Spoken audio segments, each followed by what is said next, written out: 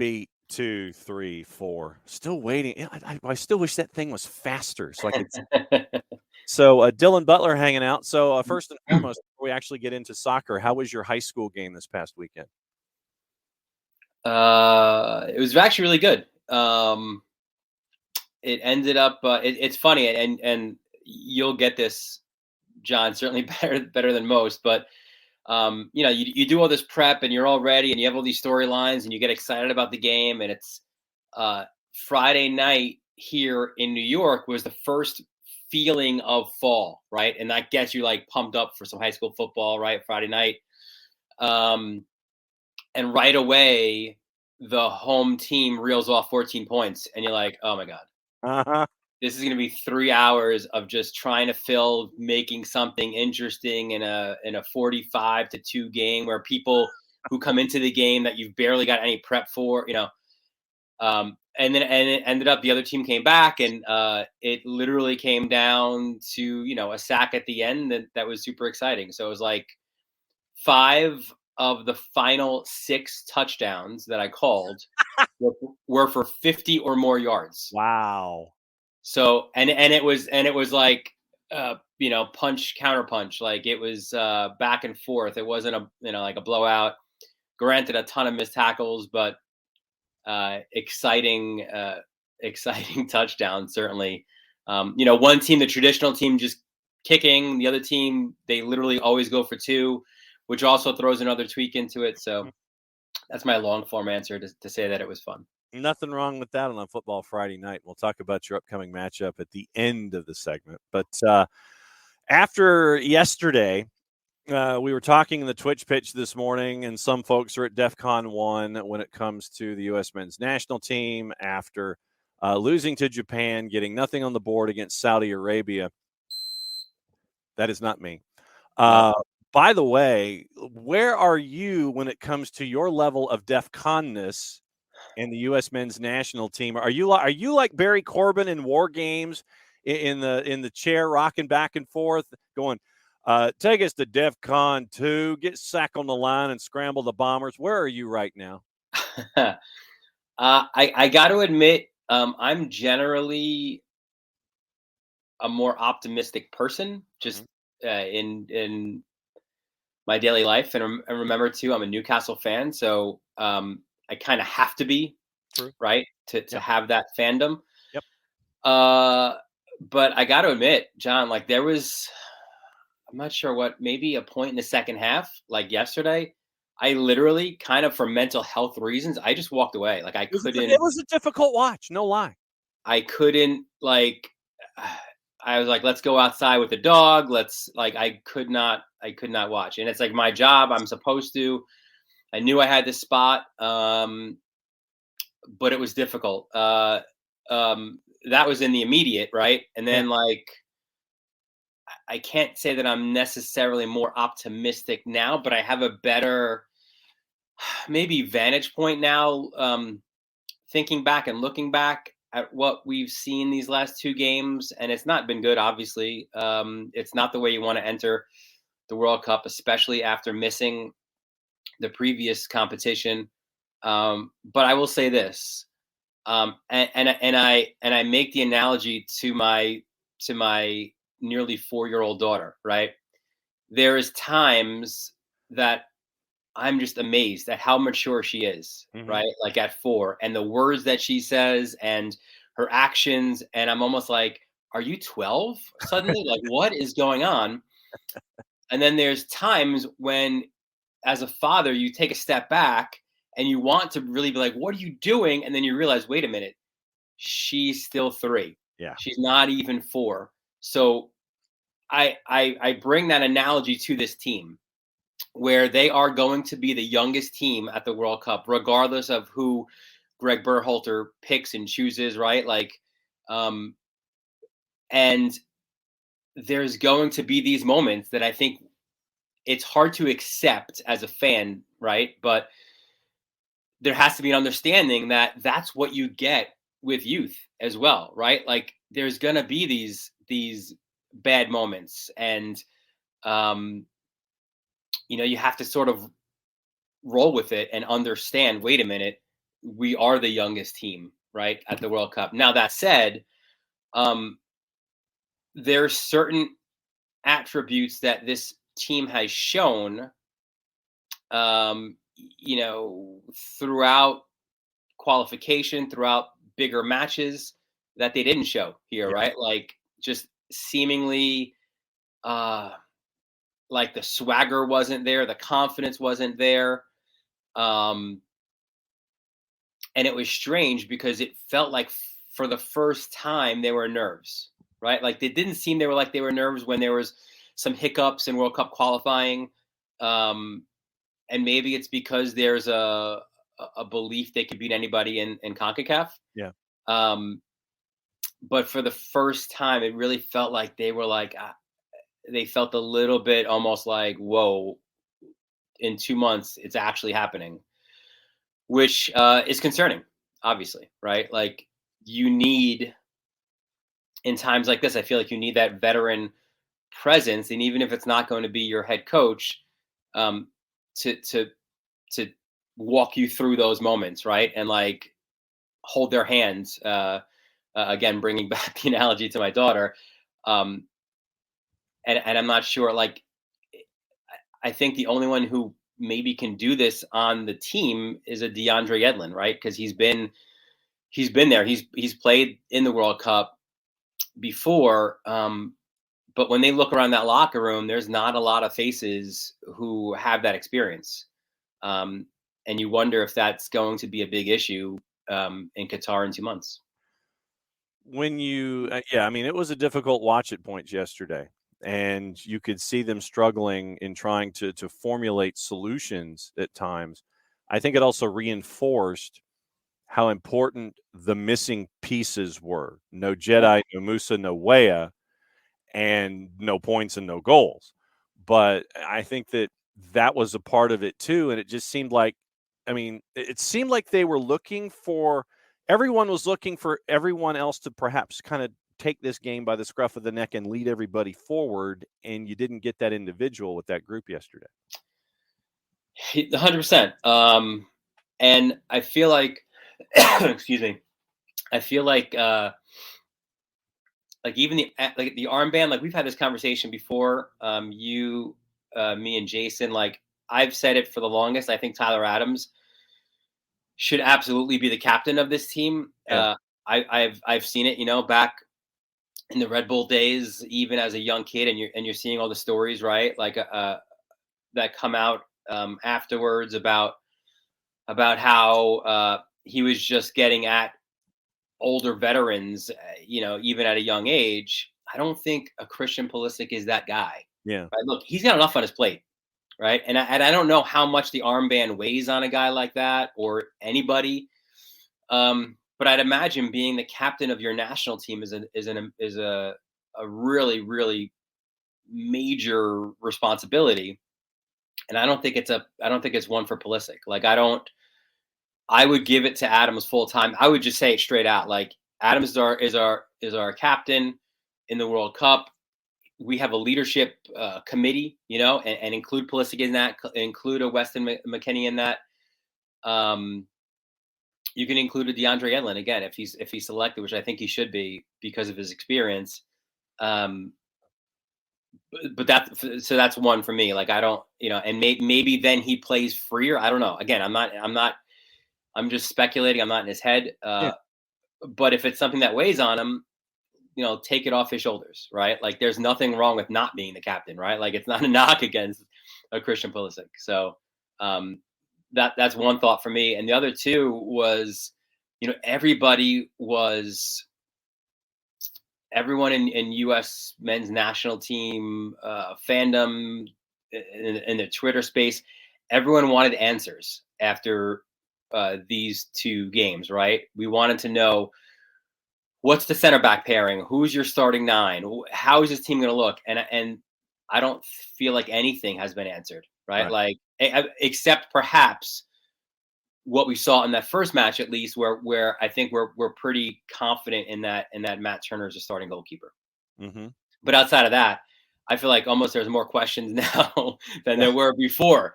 I almost came into it. I was like, when I like around 7:00 or 8:00 last night, I was like, I just almost wish they'd never played these games. Like it just like there's just not a good feeling, right, going into the World Cup. Now, again, the flip side of that is, and I wrote it, I think, after the Japan match.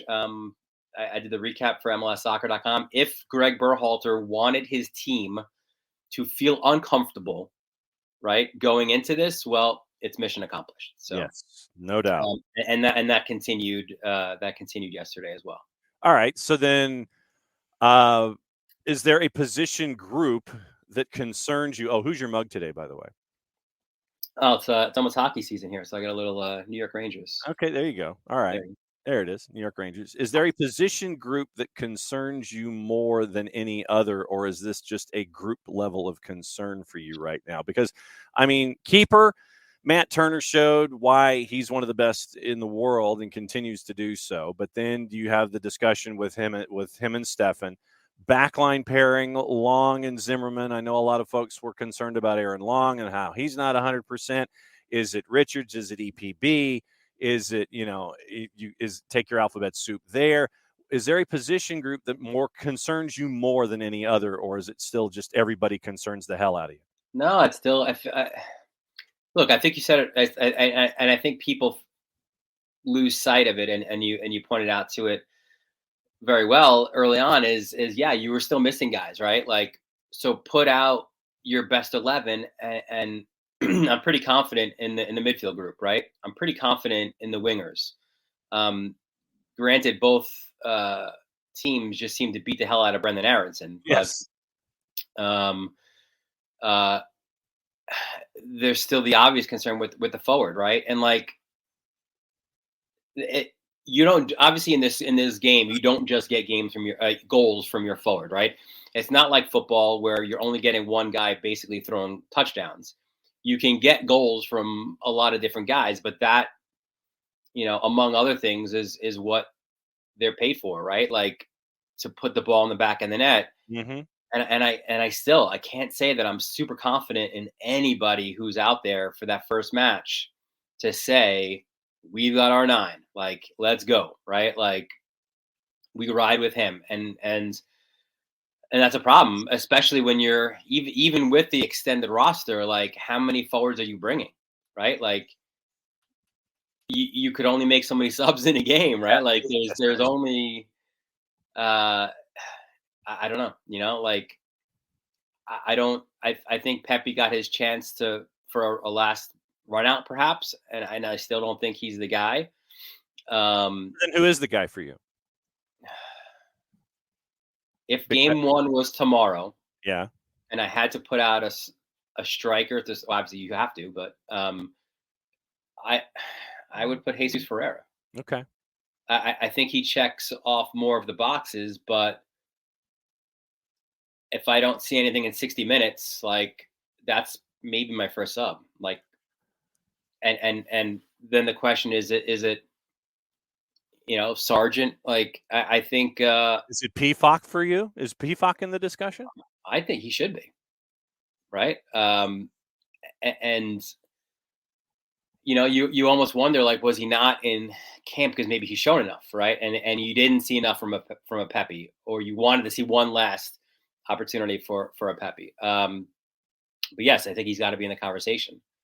The question is, do you bring 4 forwards or you bring 3, right? Well, I think you've got to protect your flank in this situation and probably bring 4, though. Yeah. So if you bring 4, you're bringing Ferrara. Mm-hmm. I think you're bringing Sargent. Yes. I think you're bringing PFOC. Yes. And then I don't know. I guess you're bringing Pepe. Yeah. Right. That'd be my guess. Yeah. And you're once again. But now you've got injury concerns as well, right? Gio Reyna, like, yes. You have to bring in an extra winger because of that concern. Nobody said this was easy.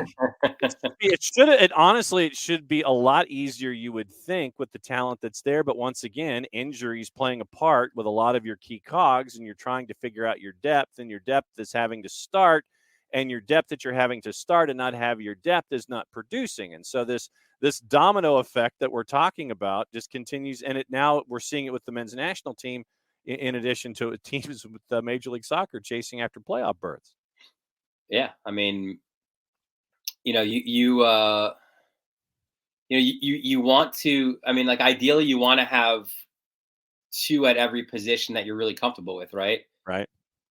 But certain positions are worth more on the field than others. Mm-hmm. So, that's the question I guess with forward is, do you then have four, but do you risk being low on the wing, right? Like, do you bring a Jordan Morris who, has experience playing as a number 9? So does Tim Weah, by the way. So they haven't in his system, right? But maybe that's another possibility where those guys could add depth at that position. Now, I guess the good news is it's not exactly like Wales and England and Iran have lit the world on fire either, right? No, but I don't think they're intimidated though by looking at what you've seen from the U.S. in these last two matches. You just sit there and go, okay, I know what we're doing. We're pressing. Yep. We're pressing the ever-loving daylights out of them because they don't seem to know how to handle the press right now. Fair shout, exactly, right? So, and it doesn't appear like there's a plan B necessarily for Berhalter, or an unwillingness to utilize a plan B because, again, maybe you want them to be uncomfortable in games like this to, I can't say make it easier, because how could it be easier when you're on the world stage in the World Cup? And you're young and you're uncomfortable on Correct. The world stage. Yeah. So all of those emotional aspects that are attached to being the youngest squad that's there on the world stage. Might be different stuff in this mug come November 21st. Every morning, no doubt about it. And then, hey, Black Friday's England. I know that something might be in that mug that's definitely going to be different. Who's going to be the guy, by the way? Did you see this?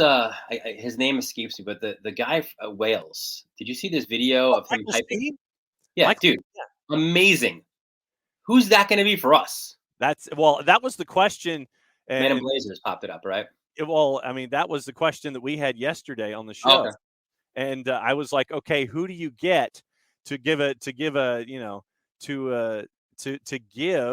the appropriate speech where you're hearing stuff like this? Well, as a proud Welshman, you must be excited to be playing England in the World Cup this winter. Oh, yes.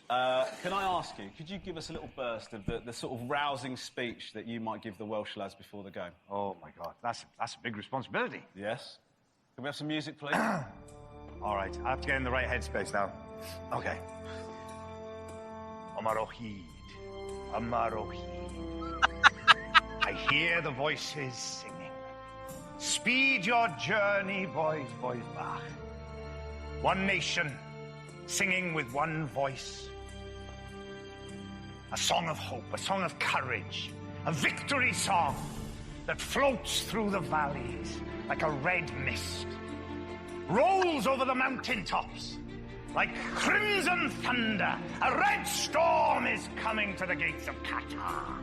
It crackles with the spirit of 58.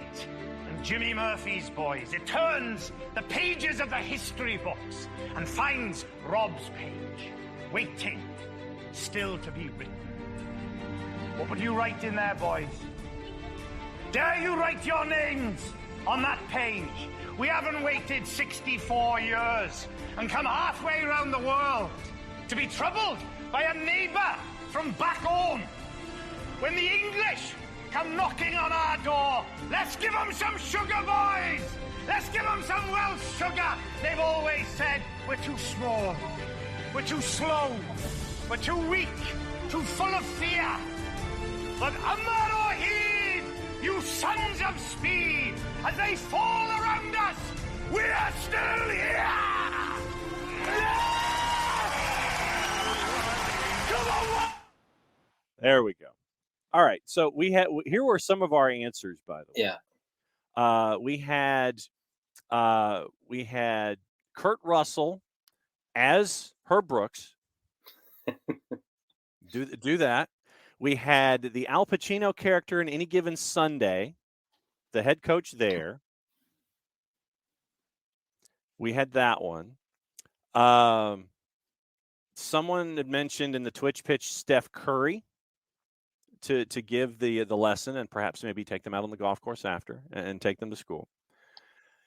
Didn't really, those were like the names that were listed yesterday when we brought this question to the floor. And by the way, it's been brilliant for the FA of Wales to bring Michael Sheen in to do these kinds of things. Yeah, I feel like we're at the point in our headspace with the U.S. national team. It's probably going to be Michael Scott,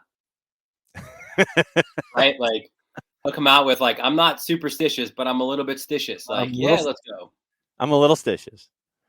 Do you bring the Rock in? I don't know. Who cuts the promo, Dylan? It's a young team, so like, who do they? You bring Stone Cold Steve Austin in? Who do these young kids? Like, I don't know. LeBron? I don't know. Roman Reigns, LeBron James.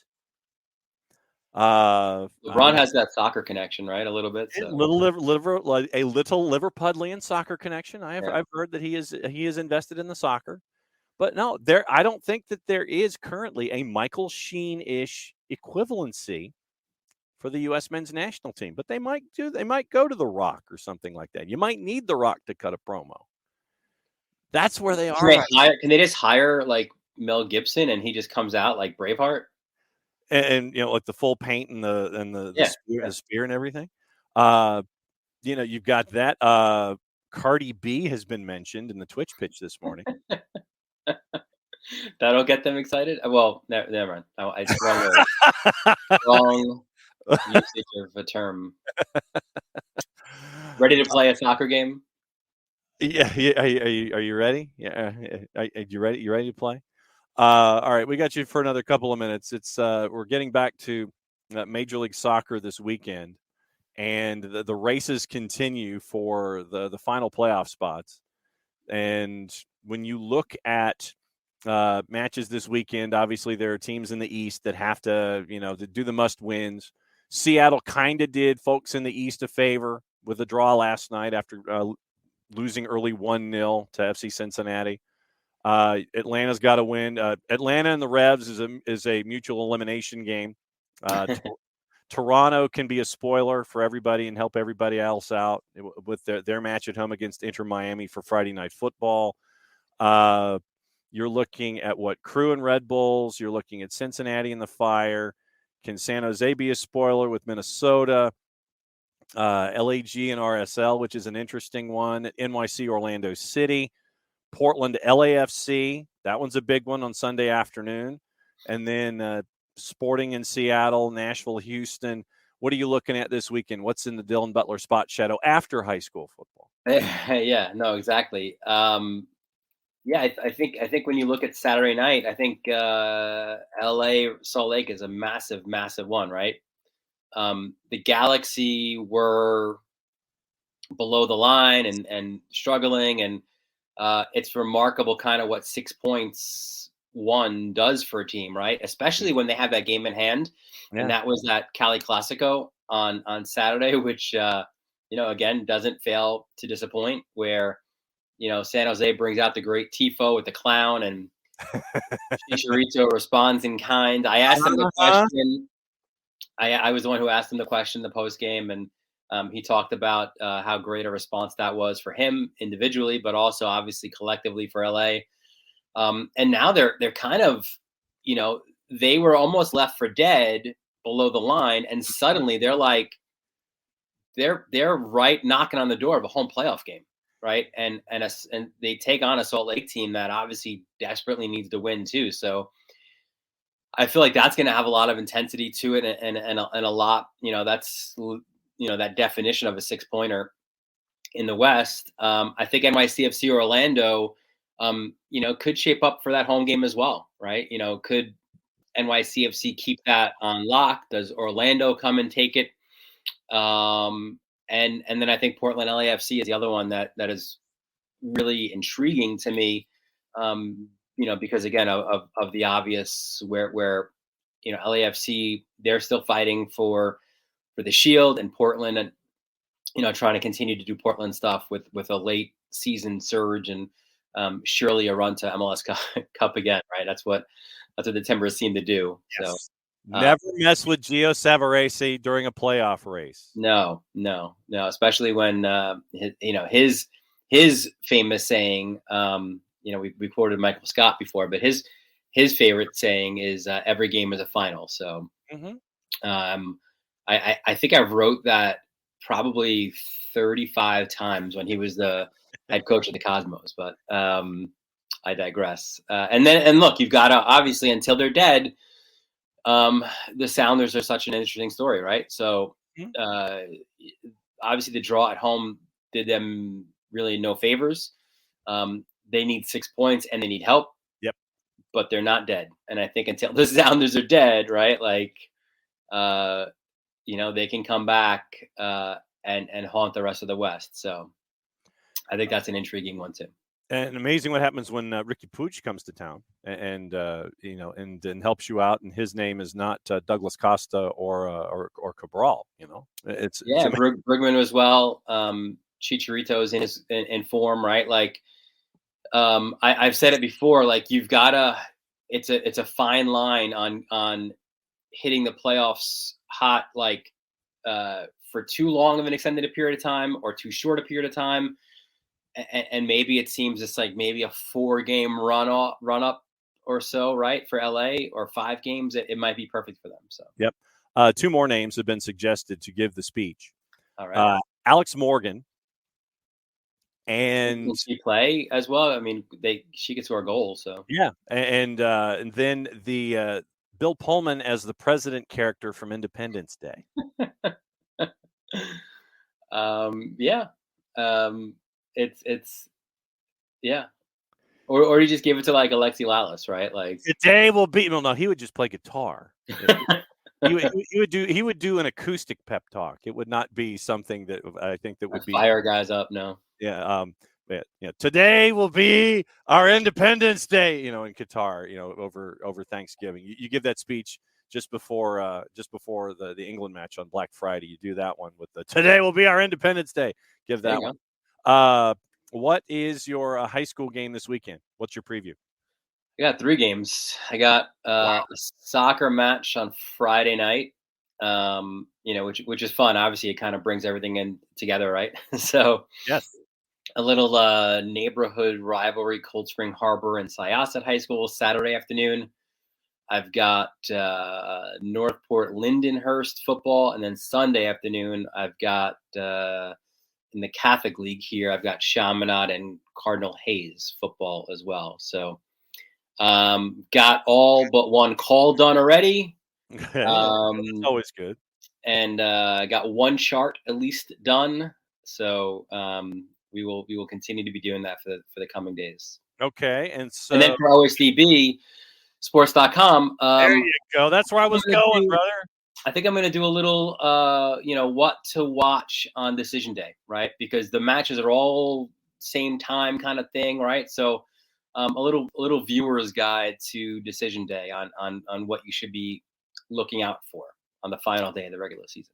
Yeah. So basically, what you're saying is, and it's going to be the same thing written over and over and over again, like Bart Simpson on the chalkboard. Have all of your devices fully charged and airing different games at the same time, right? Right. Well, it depends on what your flavor is, right? Are you watching for the Shield? Are you watching for a team to make the playoffs? Are you watching for the Golden Boot race? There's a lot of things to look out for. So I'm going to kind of give you a little bit of a viewer's guide for that. What he said. As always, Dylan, once again from MLSsoccer.com and OSDB Sports. It's great to catch up with you on a bunch of different fronts about USMNT, about high school football, because all of our games got slid up at least one day, if not 2, because of Hurricane Ian. It's been fun putting our boards together and trying to get things squared away for our broadcasts, which have shifted a full day. And let's see. So what else did we talk? How are you about the dentist's office? In terms of? Like, dislike, don't want it, don't, that I don't know who likes. Is there a like? I don't know. I had to go yesterday, and I was in the chair for 90 minutes. That seems like a long time. Teeth cleaning. What was more painful, that or watching the U.S. national team? It was a simultaneous act, actually. That's horrible then. Yeah, so it was not good. I'm not. I don't like it. I don't dislike it. It's just it's a necessary evil, I guess. That's exactly where. It's like kale, I guess. You have to sort of eat kale. No, you don't. No, you don't got to sort of eat kale. You don't got to do nothing when it comes to kale. Because someone tried to slip that into a smoothie for me once, and I had the smoothie, and then they told me it had kale in it, and I was like, "You've poisoned me." This is not happening ever again, because this person was an expert smoothie maker and literally slid the kale into it, and it was just like, it didn't taste, it tasted fairly normal. It had bananas and strawberries in it and had kale in it, and then it's like, it had kale in it, and I'm like, you've poisoned me, and but you didn't think that at the time. No, because once again, it takes an expert smoothie maker to hide the kale. But that's the beauty that I'm having. Like, you had kale without tasting kale. Yeah, you should be thankful for that. No, I am not going to be thankful for having anything involving kale. And so when we come back next week, you can continue to regale me on your kale adventures. And I don't love kale adventures, but see, if I have to have kale, I would like to have it not taste like kale. Yeah. Well, then the bottom line is you just don't have to have kale. That's an easy solution. No kale. This is Kefsey. Kale is fine. You got to eat some vegetables. See? No, Kefsey, I can't do that. No. That sounds like my wife. No green. The only green that I have as a part of my diet is in this cup, sir. Mountain Dew. Dylan, hockey season's already started. Also, we got our preseason games the other night. It was Rangers in Boston too. Saw that one, and Jack Edwards in midseason form, waiting for fights to happen so he can yell at the top of his lungs. We'll have all this stuff to talk about next week with one more week to go in the regular season. And we're talking playoffs. Thanks as always, my friend. Be safe, and may everything stick to the tape. May all of your calls happen. May all of your calls be fantastic, and may all of your games be close. Look at that. You're getting me pumped up now. Rah! See you next week. See ya.